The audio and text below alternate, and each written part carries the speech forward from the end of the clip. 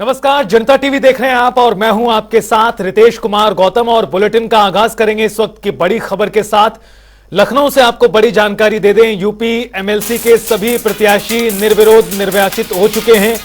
Bharatiya Janata party की तरफ से 7 उम्मीदवार मैदान में उतारे गए थे, तो समाजवादी पार्टी की ओर से 3 उम्मीदवारों को उतारा गया था। और आपको बता दें कि सभी प्रत्याशी सभी दलों के निर्विरोध जीत चुके हैं। इसमें अपना दल एस की तरफ से एक, रालोद का एक, एसबीएसपी का एक प्रत्याशी मैदान में उतारा गया था, तो सभी ने जीत हासिल कर ली है। निर्विरोध तरीके से निर्वाचन सभी प्रत्याशियों का होता हुआ नजर आया है। इस वक्त की बड़ी खबर आपको बता दें, बीजेपी से 7 थे और समाजवादी पार्टी की ओर से 3 एमएलसी प्रत्याशी उतारे गए थे और सभी ने जीत हासिल कर ली है।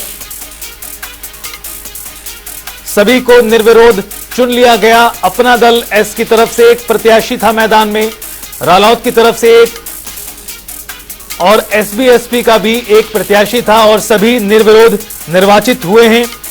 बड़ी जानकारी आपको दे दें, उत्तर प्रदेश एमएलसी चुनावों से जुड़ी हुई इस वक्त की उत्तर प्रदेश एमएलसी के सभी प्रत्याशी निर्विरोध निर्वाचित हुए। तस्वीरें आपको दिखा रहे हैं, जो प्रशासन द्वारा प्रमाण पत्र दिया जा रहा है निर्वाचित सदस्यों को। बीजेपी की तरफ से विजय बहादुर पाठक, महेंद्र सिंह, अशोक कटारिया, मोहित बेनीवाल, धर्मेंद्र सिंह, संतोष सिंह। समाजवादी पार्टी की तरफ से गुड्डू जमाली, बलराम यादव और किरण पाल कश्यप एमएलसी उम्मीदवार थे और सभी आपको बता दें कि निर्विरोध निर्वाचित हो चुके हैं। एनडीए की तरफ से 10 और समाजवादी पार्टी की ओर से 3 प्रत्याशियों को प्रमाण पत्र दे दिया गया है। तस्वीर आपको दिखा रहे हैं इस पूरे घटनाक्रम से जुड़ी हुई। 13 सीटों पर सभी निर्विरोध निर्वाचित हो चुके हैं, जिसमें बीजेपी से 7 थे, सपा से 3 थे, सुभाषपा की ओर से बिच्छे लाल राजभर, अपना दल एस की ओर से आशीष पटेल और रालोद की तरफ से योगेश चौधरी निर्विरोध निर्वाचित हुए एमएलसी के लिए।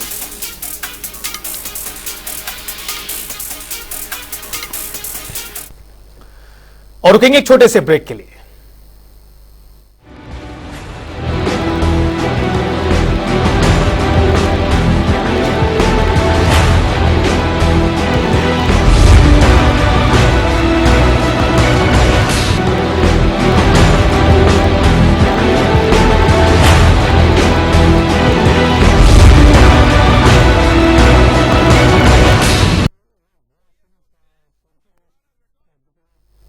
ब्रेक के बाद स्वागत है। बुलेटिन में आगे बढ़ते हैं। अमेठी से आपको इस वक्त की बड़ी खबर दे दें, सपा नेताओं के ठिकानों पर ईडी द्वारा आज छापेमार कार्रवाई की जा रही है, जिसमें अमेठी, लखनऊ समेत 8 ठिकानों पर रेड हो रही है।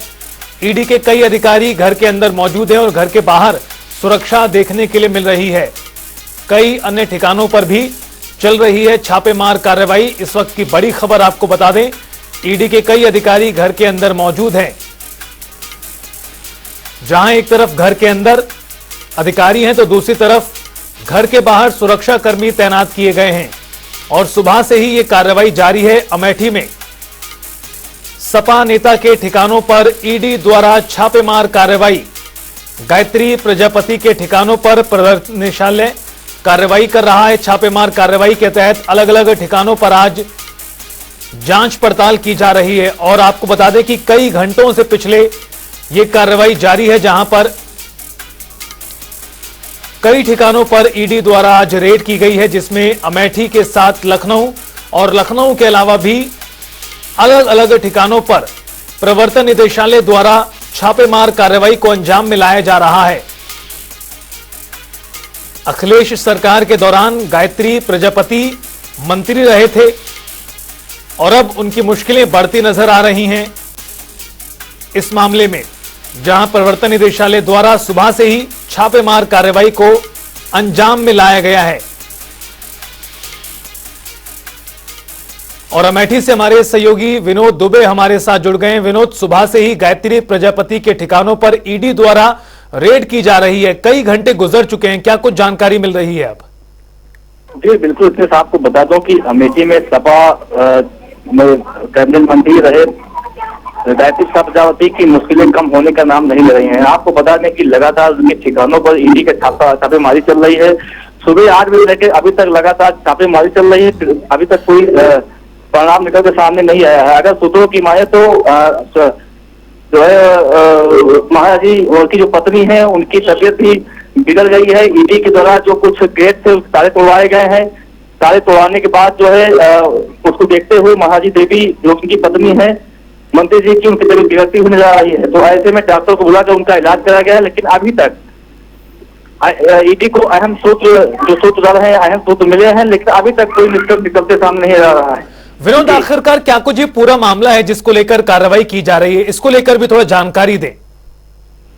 जी बिल्कुल, आपको बता दें कि सपा सरकार में मंत्री रहे गायत्री प्रजापति के कई मामले को लेकर FIR था, जिसको लेकर वो जेल में अभी बंद है। साथ ही उसी मामले को लेकर लगातार जो है ईडी जो है उनके घर पे कई मामलों को लेकर छापेमारी कर रही है और साथ ही मामले को लेकर देख रही है। जी विनोद, एक और सवाल, जिस तरह से पूरी कार्रवाई को किया जा रहा है इसको लेकर समाजवादी पार्टी क्या कुछ कह रही, किसी तरह का बयान सामने आया है पार्टी की ओर से?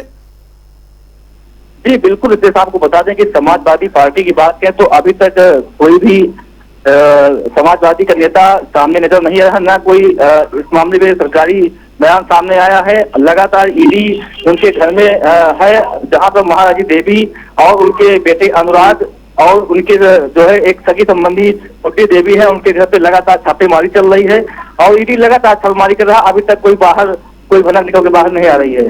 जी बिल्कुल विनोद, अब देखना यह होगा कि आखिरकार और कितनी देर तक ये कार्रवाई चलती है और किस तरह से क्या कुछ निकलकर बाहर आता है इस पूरी कार्रवाई के तहत। आपका बहुत शुक्रिया इस पूरी जानकारी के लिए।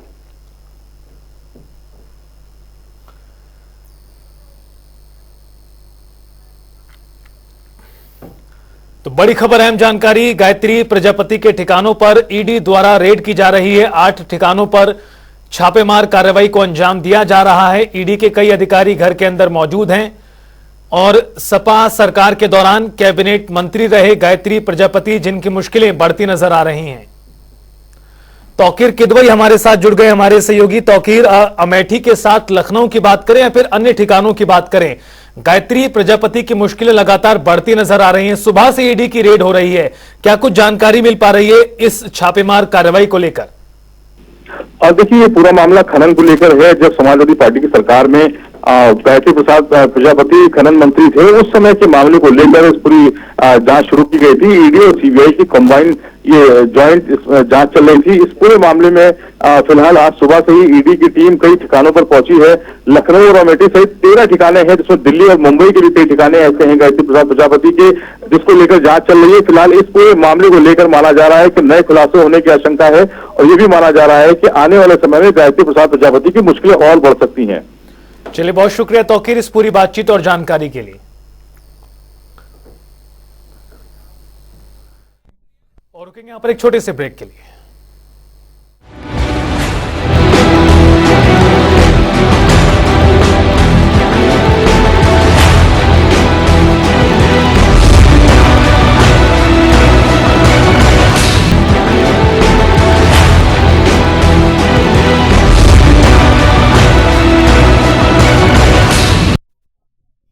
मुख्यमंत्री योगी आदित्यनाथ आज अयोध्या पहुंचे, जहां मुख्यमंत्री योगी सबसे पहले राम के दरबार में मत्था टेकने पहुंचे और हनुमानगढ़ी में पूजा भी की। तो वहीं इसके बाद मुख्यमंत्री ने प्रदेश के विकास को तेज गति देते हुए अयोध्या को 1090 करोड़ की 400 से ज्यादा विकास परियोजनाओं का लोकार्पण और शिलान्यास किया। इस दौरान मुख्यमंत्री ने कहा कि सूर्यवंश की राजधानी आज देश की पहली सोलर सिटी बन रही है। लोग जब दीपोत्सव का आयोजन करते थे, लोग बोलते थे ये तो एक औपचारिकता है। हम कहते थे औपचारिकता नहीं है, ये भगवान राम के आगमन के पहले की तैयारी है। चिंता मत करो, ये जो कुछ भी हो रहा है प्रभु के आगमन के पूर्व की तैयारी की जा रही है। अयोध्या वासियों को उसके लिए मानसिक रूप से तैयार किया जा रहा है। और मैं तो हमेशा आता था, प्रधानमंत्री जी हमेशा पूछते थे अयोध्या में क्या हो रहा है। और देखो, दीपोत्सव के कार्यक्रम में प्रधानमंत्री जी स्वयं आए थे।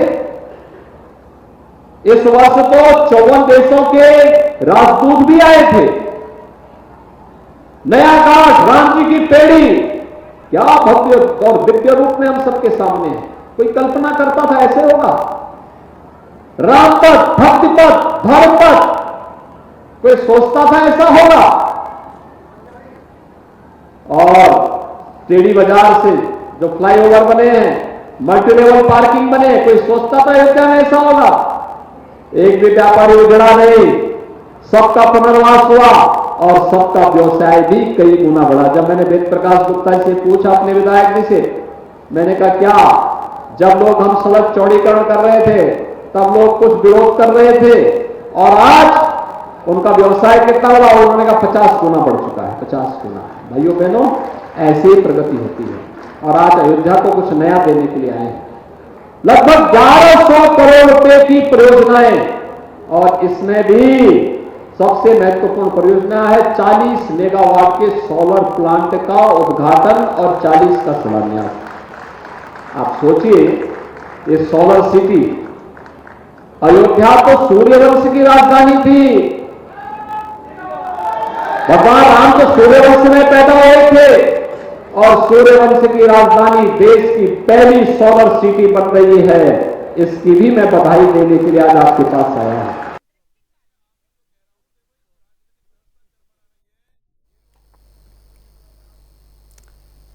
और रुकेंगे छोटे से ब्रेक के लिए।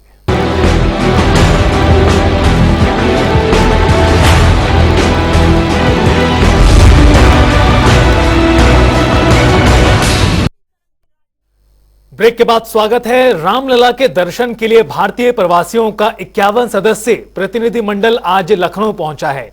तो वहीं ये सभी अयोध्या में प्रभु श्री राम के दर्शन करेंगे, लेकिन उससे पहले लखनऊ पहुंचने पर बीजेपी प्रदेश अध्यक्ष भूपेंद्र चौधरी ने सभी प्रवासी भारतीयों का सम्मान किया। हमारे संवाददाता अनुप कुमार की देखिए खास रिपोर्ट। भगवान रामलला के दर्शन के लिए अयोध्या पहुंच रहे तमाम एनआरआई इस वक्त लखनऊ पहुंचे हैं। प्रतिनिधिमंडल कुछ तस्वीरें दिखाने की कोशिश करूंगा। भारतीय जनता पार्टी कार्यालय में तमाम एनआरआई जो पहले भारतीय थे अब यहां भगवान रामलला के दर्शन करने के जा रहे। कहां से आए हैं आप लोग? हम दुबई से आ रहे। कहां जाएंगे आप लोग? अयोध्या जा रहे हैं अभी। राम भगवान दर्शन के लिए जा रहे हैं हम लोग। बहुत दिन से हम लोग इंतजार कर रहा था ये दर्शन के लिए। Finally, a dream come true. We are so excited to reach there. Praise the God. जय श्री राम। कितना इंतजार करना पड़ा उस घड़ी का जिस समय लोग कई वर्षों से इंतजार कर रहे थे? बहुत साल से इंतजार कर रहे हैं हम लोग। कुछ लोगों से और भी बात करेंगे। आप लोग कहाँ से आए हैं? दुबई से आए। दुबई। भगवान राम के दर्शन के लिए जा रही। कितना इंतजार करना पड़ा इस घड़ी का? अच्छा, ज्यादा साल से ज्यादा हो गया ना। 550 साल। 550 साल। तो अब भगवान राम के दर्शन होंगे निश्चित रूप से, जिस घड़ी का करीब कई दशक से इंतजार हम लोग कर रहे थे। तो कितना महत्वपूर्ण समझती हैं आप भी? यहाँ भारत की रहने वाली, विदेश में रह रही हैं। बहुत बहुत ही भाग्यशाली हम लोग हैं कि जो आज ये समय हम लोगों के बीच में आया। एक आपसे सवाल मेरा है कि आप चूंकि भारतीय हैं और बाहर रह रही हैं, अब भगवान राम के दर्शन करने के लिए अयोध्या पहुंच रही हैं, कितनी खुशी है एक तरीके से आप? सर खुशी तो मैं तो कह रही हूँ, मेरे पास शब्द ही नहीं है। मुझे लग रहा है मेरा तो जीवन सफल हो गया। इस जीवन में रामलला के दर्शन मिल रहे हैं करने के लिए, और क्या चाहिए। मोदी जी की, योगी जी की कृपा और सारे कार्यकर्ताओं का जो रहा है उसके पीछे जो भी प्रयास है, और बहुत सालों से इसका पल का इंतजार था, तो आज वो पल आ गया। हम कह नहीं सकते, हमारे पास शब्द नहीं है। मुझे लगता है हम लोगों के भाव आपको दिख जाएंगे। तो बस रामलला के दर्शन करने को मिल जाए, जीवन सफल हो गया मेरा तो। अम्मा कहाँ से आई हैं? मैं अलीगढ़ से आई हूँ, यूपी। अलीगढ़ से? तो क्या दर्शन करने जाएंगी क्या? हाँ, नहीं दर्शन करने तो आए हैं। हाँ, दर्शन करने आए हैं। शुक्रिया। तो तमाम जो एनआरआई हैं वो इस वक्त भारतीय जनता पार्टी कार्यालय में पहुंचे हैं और इसके बाद अयोध्या के लिए यहाँ से कूच करेंगे तमाम दर्शन करने के। ये आप समझिए कि एक भगवान राम में लोग जो राम भक्त हैं वो चाहे देश दुनिया में हो, अब इस वक्त अयोध्या की तरफ खींचे चले आ रहे हैं। कैमरा आशीष के साथ अनुप सिंह, जनता टीवी, लखनऊ। और फिलहाल इस बुलेटिन में इतना ही। वक्त तो चला एक छोटे से ब्रेक का। आप देखते रहिए जनता टीवी।